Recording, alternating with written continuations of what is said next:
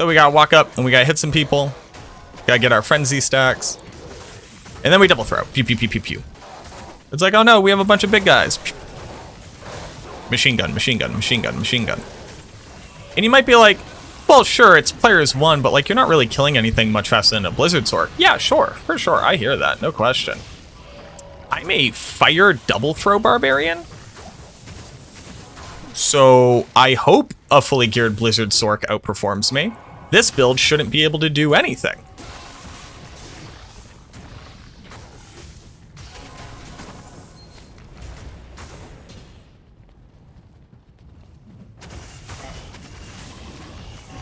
Dear Mercenary, walk over here. Hey, thanks. What I like about double throw is you aim your weapons at the thing you want to kill, and eventually you will drill down to them. Like here, I want to kill Infector. I just point at Infector until, oh, I didn't press all of the seals. There we go. We get our frenzy stacks, and then we just light them up. Bang, bang, bang, bang, bang. Bang, bang, bang, bang, bang. Bang, bang, bang. Huh. Now, double throw barbarian isn't anything new. Most people play double throw barbarian, and heck, that was only players 1. Except for one little thing. This was a full fire kitted double throw elemental barb. I don't have a fancy name for him, he just kind of crushes content, and it's with pure elemental damage.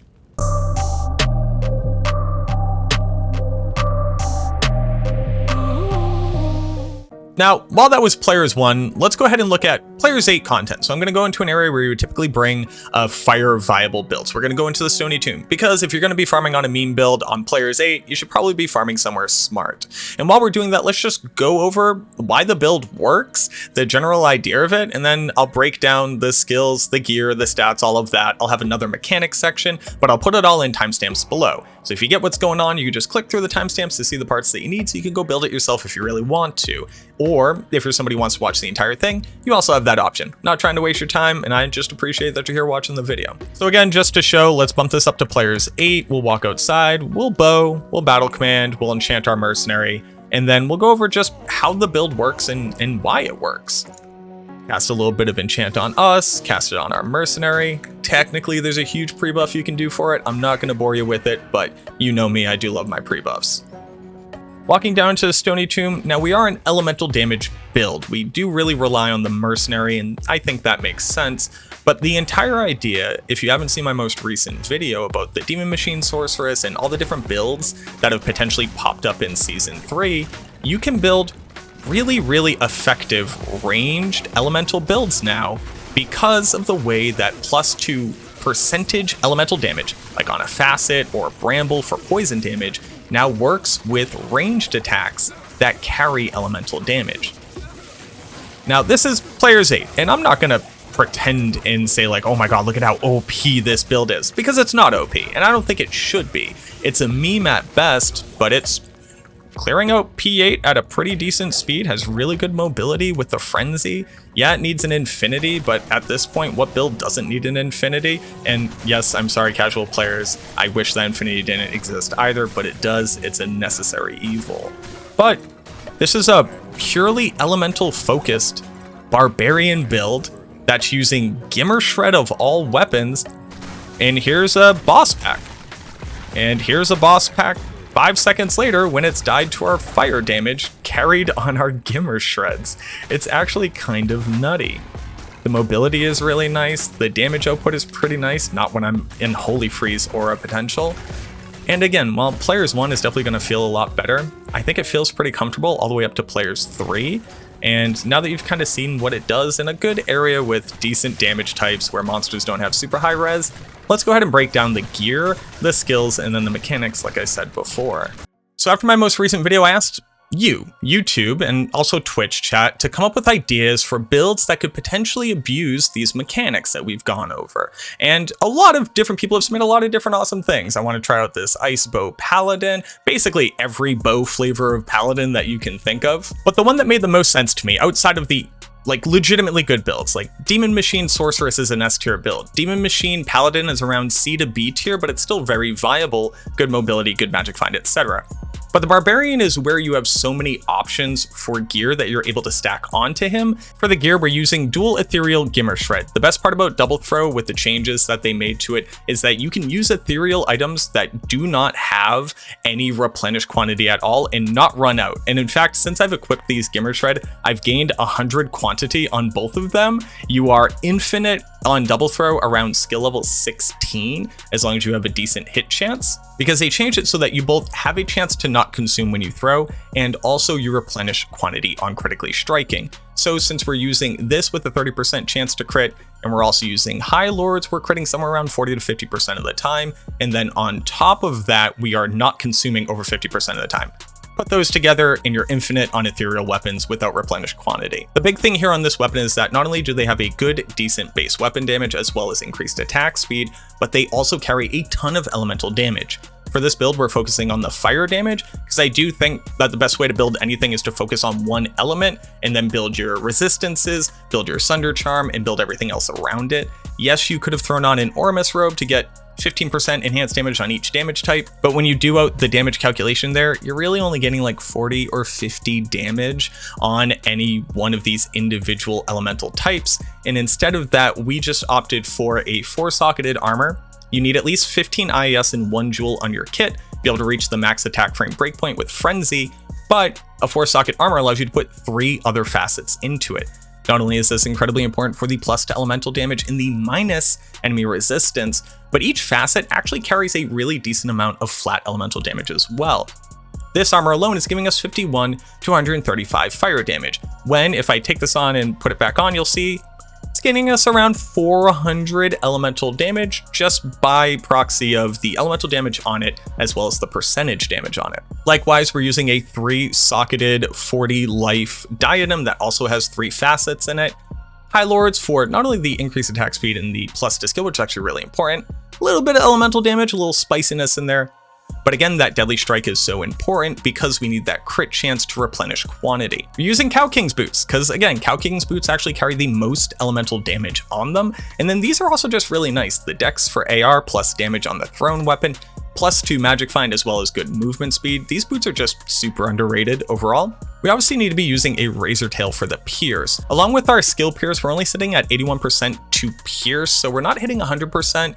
Means about a fifth of our shots aren't going through after the first target. I think technically speaking, you might actually get a more efficient build by also putting on a wisdom rune word here to get to the 100% pierce. I'm not going to say that I've sat down and looked at every single item combination for this build. I just said most elemental damage go burr and then try to make that work. Speaking to that, we're actually using dual Raven Frost. You might pick up a skill ring here or you might pick up a really nasty rare crafted ring, but 250 AR plus elemental damage with Dex and mana and the cold absorb, you might as well just drop 2 onto it and basically not have to put any additional points into dexterity for the build because you're going to be hitting 95% of the time, especially when you have Infinity giving its conviction aura to monsters. Lava Gout are nice because of the increased attack speed and the plus 2 fire damage and fire res to help offset our Sunder Charm. We actually pre-buff enchant with our own demon limb, so technically speaking, the Lava Gout isn't doing anything enchant-wise. When it procs enchant, it actually won't replace the enchant if you have a higher level on it, which is good. But I guess if you don't want to pre-buff, this would also be fine. You end up losing about 150 damage per axe throw, but if you're kind of lazy, and I'll be honest with you, I'm lazy most of the time, you don't need to worry about using the demon limb. But technically speaking, it is the strongest way of pre-buffing that we have available. On swap, Call to Arms with Hodo for the highest level battle commands and battle orders so that we don't have to recast it often. And now that we've talked about that, let's segue into the skills themselves. Since we are a double throw build, we're going to max out double throw and basically everything that synergizes with it. So double throw itself, double swing, and then throw mastery are the most important ones. We're also using Frenzy to have Frenzy charges for reaching maximum attack speed, and since it isn't an Enigma build, the increased run walk from Frenzy is also really nice. So to that end, we're also maxing out increased stamina to get the increased duration on Frenzy. After that, the rest of the points are kind of whatever you want. You could go down into Battle Cry, so in case you want to use that on bosses for reducing their defense further, you could. If you're a hardcore build, Battle Cry is also really nice. We just went down into Battle Orders and Battle Command. You can also pick up Find Item as well as Grim Ward. We are an elemental build, and that means that we're carrying cold damage on the Gimmer Shred. So we're actually popping corpses the majority of the time. Not super simpatico with the Barbarian in general and how powerful Find Item is, but this is supposed to be a density clearing build upwards between like players 1 and players 3. And like you just saw in Stony Tomb, yes, it can kill players 8. It's not the most efficient, but it could. So I wouldn't super worry about those if I were you, but you can pick them up if you want and basically get to hork about half of the corpses that you find. Just something to note that is here and is important. This is still a double throw Barbarian build and we are using ethereal weapons. About half of our overall damage is coming from physical, which is actually kind of nice. It makes it basically a dual element build between fire and physical, and you're able to increase that physical damage if you use Grim Ward, and you're able to increase the fire damage by using the Infinity. All these things kind of fit together really well, again, since Infinity is going to lower monster defenses, so we're hitting more often. For a melee build, but an attack-based build, all these elemental designs that go into it are actually really synergistic, and I kind of wasn't expecting that at first glance, but I'm really excited that it played out that way. For the Mercenary, we are using Might Aura Mercenary so that we can get an even larger increase to our overall physical damage on the build. Obviously Infinity, that I've referenced roughly 1,000,000 times. I don't know why I keep saying Infinity so much, but I guess it's a pretty cool word. We're using Chains of Honor here, and it's for 2 reasons. One, the +2 to skills is going to increase the effectiveness of his Might Aura, which isn't a ton, but it is getting you about 10 to 20 additional enhanced damage, and I'm not going to say no to more enhanced damage off weapon. The other thing though is that not only does Chains of Honor come along with a lot of its own additional survivability, but the life leech on Chains of Honor is really important when we're using Flickering Flame on the Mercenary. Without this Flickering Flame, our fire res is pretty garbo. Let me take it off and show you. Yeah, we're sitting at -17 fire res. Now we are a Barbarian, and with battle orders and battle command up, we're sitting at 3,300 life. We're probably not afraid of dying to much things, but on players 8 or anything above players 3, especially in that Chaos Sanctuary, I just noticed that we were constantly afraid of dying and had to drink a lot of potions, and I don't like doing that. You can obviously swap out one of the Raven Frosts for Life Leech, but still I wanted that fire resistance because there's no reason for us to be endangering ourselves if we don't need to. That's where the decision to include Flickering Flame came from. And that means that we don't have Life Leech on the helmet for the Mercenary, so we need it on the body armor. If I wasn't using this, it would just be in Dariel's or any other survivability helmet. Bulwark, Vamp Gaze, Rock Stopper, Crown of Thieves, etc, etc. Again, we just put in enough points into strength and dexterity to be able to use our gear, and then everything else went into vitality. Now you might notice I have 156 base strength. You might go, well, why? You're not using anything that requires that. And this is where the unnecessary Macro Bio Boy patented pre-buffing comes into play. Sure, if you just put on Demon Limb, you can just cast it and it'll give you 117 to 149 fire damage, which is nice. But let me show you just how high that damage can get if you're willing to pre-buff. So we're gonna put on an Ormus robe here, which is technically gaining us an additional 5% fire damage. And then we're gonna put in a 4-faceted Monarch for another 20%. That's right, we just stacked on another 25% elemental damage. Now let's look at that enchant again.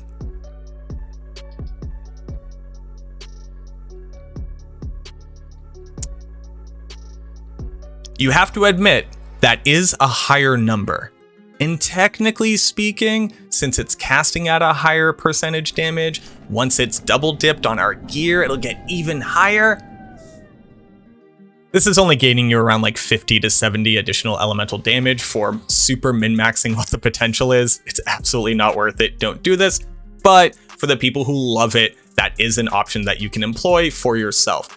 Technically speaking, this actually should be a 6-faceted crystal sword. Then you wouldn't need as much strength and you'd gain an additional 10% elemental damage. But at that point, you're gaining like another 8 fire damage. And I don't think anybody is willing to ruin that many perfect facets for this much of a meme build. Now that you've made it to the mechanics section, this one actually isn't going to be that long, but again, I'll just talk about some of the things in case they weren't abundantly clear. Let's start off with the elemental damage portion of it. I've explained this now a billion times, and I assume that you're pretty sick of hearing it. I'll say it very simply. The elemental damage on our thrown weapon now benefits from the percentage elemental damage that we have on our gear.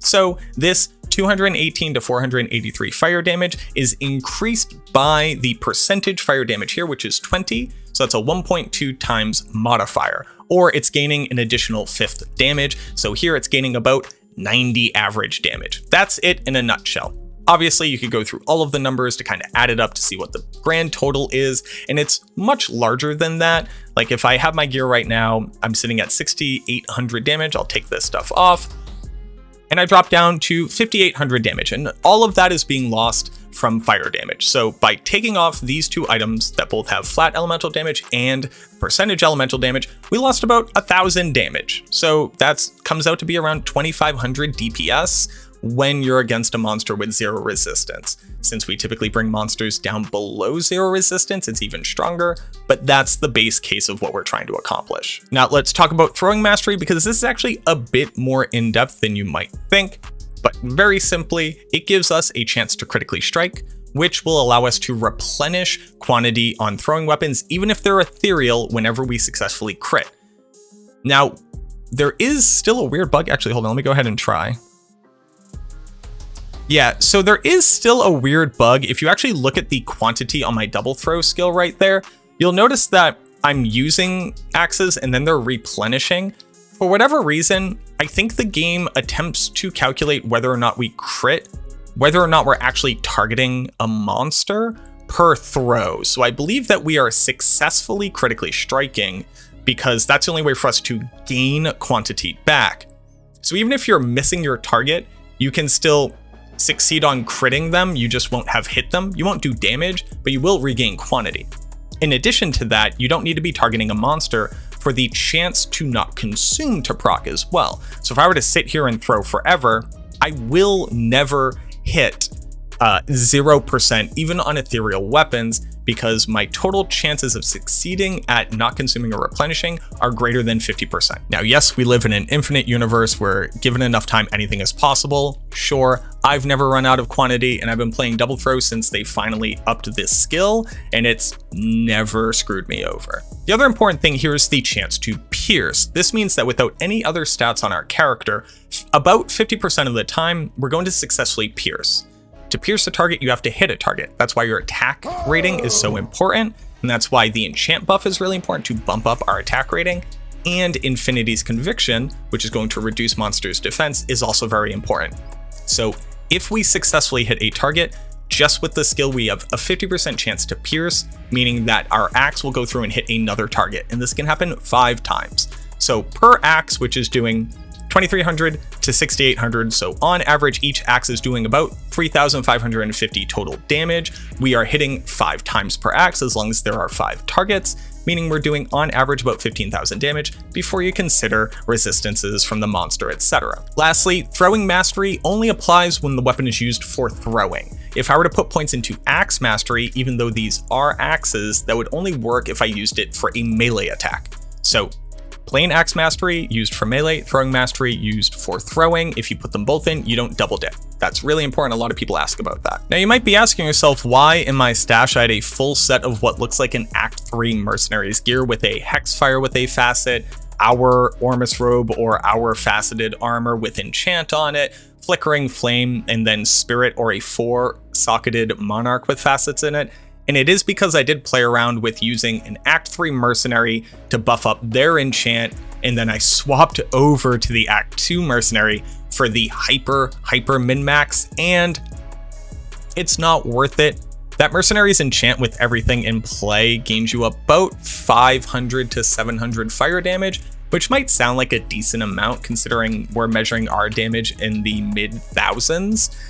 It wasn't worth it. You don't need it. It actually took him a little while to enchant me in some regards. I noticed if I enchanted with Demon Limb, he wouldn't then enchant me. I think the game read me as enchanted, so he wouldn't override it with a higher level enchant, which took me about 10 minutes to figure out, but it's just not worth it. You can do it. If you really want to, you can do it.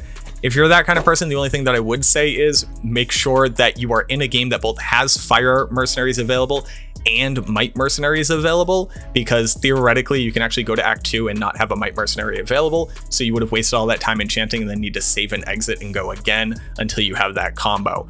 Don't do this thing. It's very silly. It's technically the strongest you can get and absolutely not worth it. Let me know what you think. I'm really excited for this, and I just love builds like this so much. This is actually what interests me in Diablo 2, is trying out all the weird stuff. We're so often complaining that we have underused uniques and set items, and the game's just built around rune words and it doesn't matter, but look at this thing. Like, yes, I'm using rune words over here, but you don't need to. These could just be +3 to Warcry barb sticks that you shop from Anya and would be the exact same thing. This is effectively not a rune word build except for a mercenary. There's no way to get around that really. But if you wanted to like super triple down, you just put a nice elemental bow onto an Act 1 fire merc, and then you and her are both firing off massive exploding fire damage all across the screen. It's something that you can do, and the more and more budget you get, the more interesting it is to find these different ways of min-maxing the potential for it.